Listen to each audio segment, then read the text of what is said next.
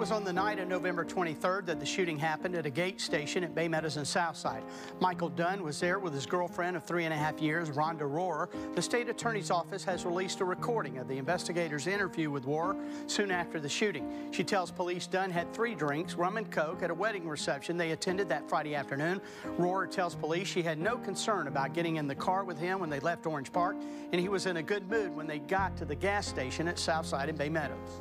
You noticed a red SUV next to you that was playing music rather loudly? Rhonda Rohrer tells police when they parked next to a car with loud music, Michael Dunn said, "I hate that thug music," as he had said to her before. She went inside to buy wine and chips and heard several shots while inside. She looked out and saw Dunn but did not see a gun.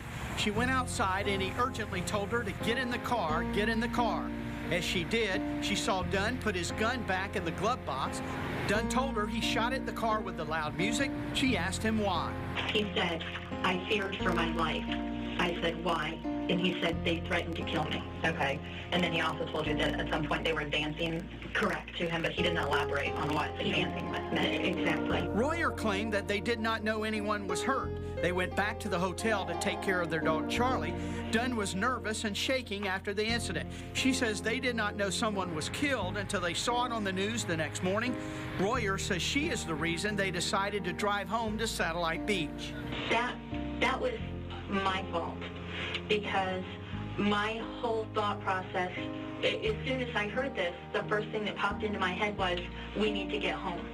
We need to get Charlie taken care of, and we take care of Charlie, and then we can take care of the situation. Rohrer said Dunn told her on the trip home he loved her. They talked very little on the ride back. She said they were dumbfounded about what had happened. It was a horrible trip home. Right. And so, no, I didn't want to hear anything. Mm-hmm. And, you know, so I was just getting home.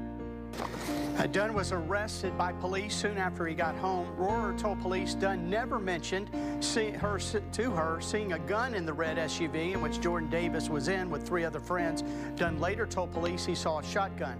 Rohrer told police Dunn was an easygoing guy, that she had never seen Dunn lose his cool, never saw him say anything to anyone playing loud music that he didn't like. She said he was passionate in conversations about politics and gun control. Mike Lyons, First Coast News, NBC 12, ABC 25. Thanks.